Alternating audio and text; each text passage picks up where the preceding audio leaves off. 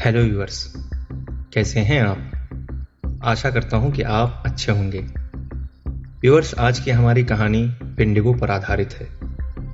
जो लोग विंडिगो के बारे में नहीं जानते उनको मैं बताता चलूं कि विंडिगो एक ऐसा क्रिएचर है जो आधा इंसान और आधा जानवर जैसा होता है।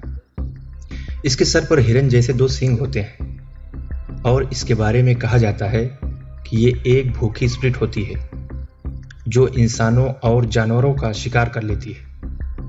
पहले ये इंसान हुआ करते थे, बाद में किसी साधना के द्वारा ये इंसान और क्रिएचर के बीच फंसकर रह गए। तो व्यूअर्स, चलते हैं अपनी आज की कहानी की तरफ। मेरा नाम जेम्स है। मैं यूनाइटेड स्टेट के वर्जीनिया में रहता हूँ। मैं नेशनल फॉरेस्ट में एक फॉरेस्ट रेंजर रह चुका हूँ। इस वक्त मेरी एज 56 है। मैं जो स्टोरी आपके साथ शेयर करने जा रहा हूँ, ये घटना मेरे और मेरे पार्टनर ब्रायन के साथ 1984 में घटी थी। उन दिनों बहुत से लोग हाइकिंग और कैंपिंग के लिए फॉरेस्ट में आते थे। हमारे पास बहुत से ऐसे केसेस आते थे जिसमें लोग जंगल में अक्सर खो जाया करते थे और कई दिनों बाद उनकी बॉडी बुरी हालत में मिलती थी। और बहुत से केसेस ऐसे भी आते थे जिनमें हम लोगों को ढूंढ लिया करते थे और उनके गार्जियंस को सौंप देते थे। और कई केस ऐसे हुए हैं जिनके बारे में कुछ पता ही नहीं चलता था। ऐसे ही एक केस आया जिसमें 2 लोग हमारे पास आए। वो बहुत डरे हुए थे।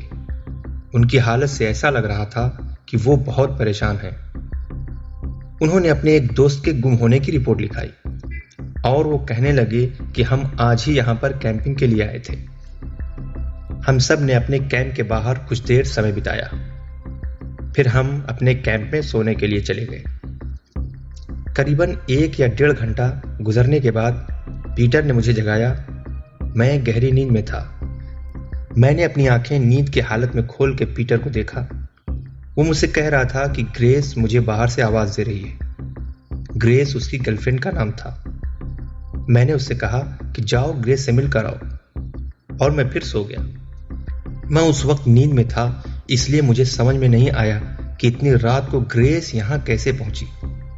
कुछ देर बाद मेरी आंख खुली। मैंने पीटर को वहां नहीं पाया। मैंने रायन को जगाया और उससे कहा कि पीटर यहां नहीं है। हम सोचने लगे कि वो कहां जा सकता है। हम दोनों कैंप से बाहर आ गए। मैंने रायन से बताया कि उसने कहा था कि उसकी गर्लफ्रेंड यहां आई थी, उसे आवाज दे रही थी। रायन भी सोचने लगा कि उसकी गर्लफ्रेंड यहां कैसे आ सकती है। वो कई दिनों से बीमार थी। क्योंकि ग्रेस रायन के पड़ोस में ही रहता था, इसलिए रायन को सब पता था। हम दोनों डर गए। इतनी रात में पीटर को कौन अपने साथ ले जा सकता है। हमने उसे बहुत ढूंढा पर वो हमें नहीं मिला। ये सारी बातें सुनकर मैंने और ब्रायन ने अपनी गन और बाकी सामान साथ लिया और उसी वक्त उसको ढूंढने का फैसला किया। हम उस जगह पहुंच गए जहां से पीटर गुम हुआ था। उनके कैंप वहां लगे हुए थे। हमने अपनी तहकीक शुरू कर दी थी। जंगल खामोश था। कहीं से कोई आवाज नहीं आ रही थी। पूरे जंगल में ऐसा लग रहा था कि सन्नाटा छाया हुआ हो। हम उसे ढूंढते हुए जंगल के काफी अंदर आ चुके थे, पर उसका कोई नामो निशान नहीं मिल रहा था। हमने करीबन 3 या 4 घंटे उसको तलाश किया। अब हम थक चुके थे और उसे सुबह में ढूंढने के बारे में सोच रहे थे। पर फिर हमारी टॉर्च की रोशनी जंगल के राइट हिस्से में कुछ ऐसी चीजों पर पड़ी जो हमारे लिए बेहद स्ट्रेंज थी। हम जैसे जैसे उसके करीब हो रहे थे, हमें सड़े हुए मांस की बदबू बहुत तेज आ रही थी। जब हम वहां पहुंचे तो वहां हर जगह खून बिखरा हुआ था। पहले तो हमें यह लगा कि ये भेड़ियों का काम है। कुछ लोमड़ियों के और कुछ जंगली जानवरों के हिस्से इधर उधर फेंके हुए थे। फिर हमने सोचा कि अगर भेड़िया या किसी और जानवर का काम होता तो वो इन्हें खा जाते। पर उनके बिखरे हुए हिस्सों को देखकर ऐसा नहीं लग रहा था कि ये भेड़ियों या भालुओं का काम है। अगर किसी ने इनको अपने खाने के लिए शिकार किया होता तो वो इन्हें खा चुके होते। पर ऐसा लग रहा था कि किसी ने अपने मनोरंजन के लिए इन्हें मारा हो। हम यही सोच ही रहे थे कि हमें कुछ हल्के खून के निशान जंगल के पिछले हिस्से की तरफ जाते हुए मिले। ब्रायन उसका पीछा करते हुए आगे बढ़ने लगा, पर मुझे अब डर महसूस होने लगा था। मैंने ब्रायन से कहा कि हम वापस चलते हैं और कल सुबह में उसको ढूंढेंगे। पर ब्रायन एक सरफिरा था। उसके अंदर अपनी सर्विस के प्रति एक जुनून था। इसमें कोई शक नहीं कि वो एक बहादुर ऑफिसर था, इसलिए कि उसने बहुत से जंगल के केसेस सॉल्व किए थे। उसने कहा कि रुको, इस निशान का पीछा करते हैं, हो सकता है कि हमें कुछ सुराग मिल जाए। हमने उस निशान को ट्रैक करना शुरू किया। वो खून बहुत दूर तक खिंचा हुआ था, जैसे किसी चीज को घसीटा गया था। हम उसको ट्रैक करते करते काफी आगे आ चुके थे। फिर अचानक जो जंगल शांत था, वहां हलचल शुरू हो गई। कुछ आवाजें हमने अपनी तरफ आते हुए सुनाई दी। हम पेड़ों के पीछे होकर देखने लगे कि वो कुछ हिरणों का झुंड था जो बस भाग रहा था। कुछ देर में और भी जानवरों का झुंड हमारे पास से ही भागते हुए गुजरा। बस सब भाग रहे थे। मैंने उस रात पक्षियों को भी इधर उधर उड़ते हुए देखा। ऐसा लग रहा था कि वो यहां से निकलने की कोशिश कर रहे हैं। हमें लगा कोई बड़ा जंगली जानवर इनका पीछा कर रहा है। इसी चक्कर में हमने एक भालू भी मार दिया था। हमें ये लगा कि जिसे हम ढूंढ रहे हैं शायद ये वही हो, पर हम गलत थे। अब भी ऐसा लग रहा था कि पेड़ के टूटने की आवाजें आ रही हों। आवाज लगातार आ रही थी। जानवर भाग रहे थे। हम उस खून के निशान को ट्रैक करते करते एक खुली हुई जगह पहुंच गए थे। वो निशान इस जगह खत्म हो गया था। ऐसा लग रहा था कि वो निशान हमें यहां तक लाने के लिए किसी ने जाल बिछाया हो। हम ऊपर की तरफ आगे बढ़ने लगे। अब करीबन 50 मीटर की दूरी पर हमने एक शैडो देखा जो एक शव पर झुका हुआ था। हम दबे पांव उसकी तरफ बढ़ने लगे। जब हम धीरे धीरे उसके करीब पहुंचे तो हमने जो वहां देखा वो हमारे होश उड़ाने के लिए काफी था। वो कोई जंगली जानवर नहीं लग रहा था, वो कुछ अलग था। वो शव के मांस को फाड़ रहा था। हल्की चांदनी रात में उसकी पीली आंखें चमक रही थीं। ये हल्का सफेद दिख रहा था, इंसान की तरह दिख रहा था, पर वो इंसान नहीं था। उसके हाथ पैर इंसानों की तरह थे, पर कुछ अजीब थे। उसके पंजे बहुत बड़े थे। उसका सूखा हुआ चेहरा उसके सींगों के साथ भयानक लग रहा था। वो मांस नोच रहा था, पर हमारी हल्की पैरों की आवाज से वो हमारी तरफ मुड़ गया था। मैंने उसको गोली मारना चाहा, पर ऐसा लग रहा था मेरे हाथ पैर काम करना बंद कर चुके हों। ब्रायन ने एक गाली देकर उसकी तरफ गोली चला दी, पर मुझे लगता है कि उसकी शॉट चूक गई थी। वो गुर्राने लगा और तेजी से हमारी तरफ बढ़ने लगा, लेकिन इस बार ब्रायन की गोली ठीक उसके सर पर लगी थी। वो एक चीख मारकर ऊपर की तरफ भागने लगा। हमने और भी गोलियां चलाई, पर शायद उसे नहीं लगी होगी। मैं बहुत डर गया था। हमने उस शव की तरफ ध्यान दिया। वो एक इंसानी शव था। हमें समझने में देर नहीं लगी कि हो सकता है ये वही व्यक्ति हो जिसकी मिसिंग की रिपोर्ट लिखाई गई थी। हम उसे उठाकर अपने साथ लाने ही वाले थे कि पीछे से फिर गुर्राने की आवाज हमारी तरफ बढ़ने लगी। हम शव को वहीं छोड़कर भागने लगे। ब्रायन और मैंने एक दो फायर भी पीछे की तरफ किए, पर वो लगातार हमारी तरफ बढ़ रहा था। हमें अपनी मौत निश्चित लग रही थी, पर हमने हिम्मत नहीं हारी और फायर करते हुए भाग रहे थे। कुछ देर हम भागते रहे, पर अब पीछे से वो आवाज दूर हो रही थी, जैसे कोई गुस्से में गुर्रा रहा। हम भागते हुए जंगल से बाहर आ चुके थे।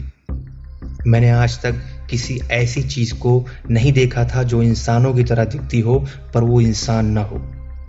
मेरी हालत बहुत खराब हो रही थी। मेरे पैर अब भी कांप रहे थे। मैंने अपनी उखड़ी हुई आवाज में ब्रायन से पूछा कि आखिर वो चीज थी क्या। ब्रायन मुझसे कहता है कि शायद वो एक विंडिगो था, इसलिए कि मैंने विंडिगो के बारे में पढ़ा है और आज मैंने देख भी लिया। मैंने आज तक किसी विंडिगो को नहीं देखा था। अब अपनी लाइफ में फर्स्ट टाइम ऐसा एडवेंचर फेस किया था। हम अपने स्थान पर वापस आ गए थे और उन लोगों से कहा कि हम उसे सुबह ढूंढेंगे। हमने उन्हें कुछ नहीं बताया था कि हमने उसके साथी को ढूंढ लिया था और वो हमें मरा हुआ मिला था। उसको किसी जानवर ने नहीं बल्कि उसे एक वेंडिगो ने मारा था। सुबह सुबह हमने कुछ और अपने साथियों को बुलाकर हम उस जगह पर गए, पर उसकी बॉडी वहां से कुछ दूर और बुरी हालत में मिली। उसके मांस खत्म हो चुके थे, चेहरे पर स्क्रैचेस के गहरे निशान थे, खून जमे हुए थे। हमने उसकी बॉडी को पोस्टमार्टम के लिए भेज दिया और अपनी रिपोर्ट में लिख दिया कि ये जंगली जानवरों का काम था। कुछ दिन बाद ब्रायन की एक कार एक्सीडेंट में डेथ हो गई। मैंने भी इस सर्विस को छोड़ दिया। आज मेरी एज 56 है, पर आज तक मैंने फिर कभी ऐसी घटना नहीं सुनी। मेरा नाम हेनरी है। मैं साउथ कैरोलिना में रहता हूं। मैं 23 साल का हूं। मैं अपने दोस्तों के साथ अक्सर कैंपिंग और हाइकिंग के लिए जंगलों में जाया करता था। बार बार हमें अपने हाइकिंग और कैंपिंग के सामान अपने साथ न ले जाना पड़े, इसलिए हमने जंगल में एक ऐसी जगह बनाई थी जो सीक्रेट थी। हम अपना सारा सामान वहीं रखते थे और जब भी हाइकिंग या कैंपिंग करने का मूड होता था तो हम दोस्तों के साथ वहीं से अपना सामान लेकर हाइकिंग पे चले जाते थे। ऐसे ही एक बार हमने कैंपिंग का प्लान बनाया और खाने पीने का सामान साथ लिया। हम सब तैयार होके अपना ट्रक लेकर जंगल की तरफ निकल गए। रात हो चुकी थी। हम रात के 7:30 बजे जंगल में पहुंच चुके थे। जब अपना सामान लेने के लिए हम अपनी उस सीक्रेट जगह पर पहुंचे तो वो देखकर हम बहुत मायूस हो गए थे। वहां सारा सामान बिखरा पड़ा था, सारे टेंट फटे हुए थे, कोई भी चीज अपनी असली हालत पर नहीं थी। सब कुछ बेकार हो चुका था। हमें लगा कि शायद कैंपर्स यहां आए हों और हमारे इक्विपमेंट की ये हालत की हो। मैं बहुत गुस्से में था और कैंपर्स को बुरा भला कहने लगा। अगर सारा सामान चोरी हो जाता तो मुझे इतना गुस्सा नहीं आता, पर किसी ने इन सबको बेकार कर दिया था। मैंने अपने दोस्तों से वापस चलने के लिए कहा ताकि सारा सामान फिर से लाया जाए, पर मेरे कुछ दोस्तों ने कहा कि जब हम यहां आ ही चुके हैं तो अब ऐसे ही रात यहीं बिताएंगे। सब ने इसी बात पर एग्री कर लिया। अब हमने आग जलाई और उसी के पास बैठकर खाने पीने लगे। खाने पीने के बाद हमने उसी आग के पास खूब मस्ती मजाक किया। रात के 2:30 बज गए थे। मजाक मस्ती में टाइम का पता ही नहीं चला। अब कुछ लोगों को नींद आने लगी थी तो हम सब अपनी ट्रक पर आ गए और सोने की तैयारी करने लगे। थोड़ी ही देर में मेरे सारे दोस्त गहरी नींद में चले गए, पर मुझे नींद नहीं आ रही थी। मैं ऐसे ही कुछ सोच रहा था कि अचानक मेरे कानों में कुछ टूटने की आवाज आई। वो आवाज उधर से आ रही थी जहां हमने अपने सामान रखे थे। हल्की रोशनी में मुझे वो साफ नहीं दिख रहा था। मैंने अपने ट्रक की लाइट जला दी। वो जगह मेरे ट्रक के बिल्कुल सामने थी। जब मैंने लाइट जलाई तो उसे देखकर मैं डर गया। लाइट की वजह से वो ट्रक की तरफ देखने लगा। वो 10 से 12 फीट ऊंचा एक इंसानों जैसा दिखने वाला क्रिएचर था।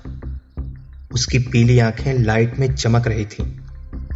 वो अपनी पतली टांगों पर खड़ा हमारी तरफ देख रहा था। उसके सीनों के मांस उसकी छातियों से चिपके हुए थे। वो लगातार ट्रक की तरफ घूर रहा था। फिर वो ट्रक की तरफ बढ़ने लगा। मैंने अपने दोस्तों को जगाना चाहा, पर वो गहरी नींद में थे। मैं ट्रक की ड्राइविंग सीट पर आके ट्रक स्टार्ट करने लगा, पर मेरा ट्रक स्टार्ट नहीं हो रहा था। मेरी सांसें तेज चलने लगी। मेरे हाथ कांप रहे थे। वो हमारे ट्रक के करीब पहुंच चुका था और ट्रक को हिलाने लगा। ट्रक के हिलने से मेरे दोस्त जग गए थे।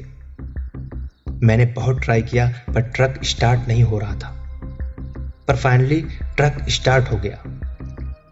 मैंने ट्रक रिवर्स किया तो वो मेरी ट्रक से टकरा गया। शायद उसको चोट भी लगी हो। अचानक फिर कोई मेरी ट्रक के छत पर कूदा। ऐसा लगा कि बहुत भारी चीज ट्रक पर गिरी हो और मैंने फुल स्पीड में ट्रक भगाना शुरू कर दिया। मैंने साइड मिरर से उससे अपना पीछा करते हुए देखा। वो लगातार हमारा पीछा कर रहा था। मेरी नजरें बार बार साइड मिरर पर पड़ रही थी, पर वो अब भी पीछे था। मेरे सारे दोस्तों की नींद उड़ चुकी थी। सब डरे हुए थे। मेरी ट्रक फुल स्पीड में थी और वो क्रीचर हमारे पीछे था। उसने हमारा जंगल के बाहर तक पीछा किया। जब हम आबादी के करीब पहुंचने वाले थे तो उसने हमारा पीछा छोड़ दिया था।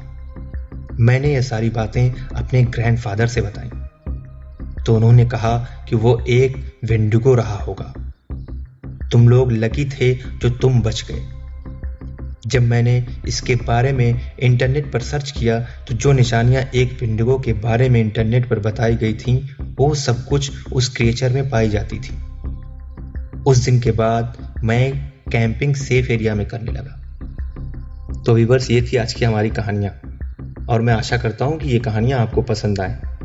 धन्यवाद।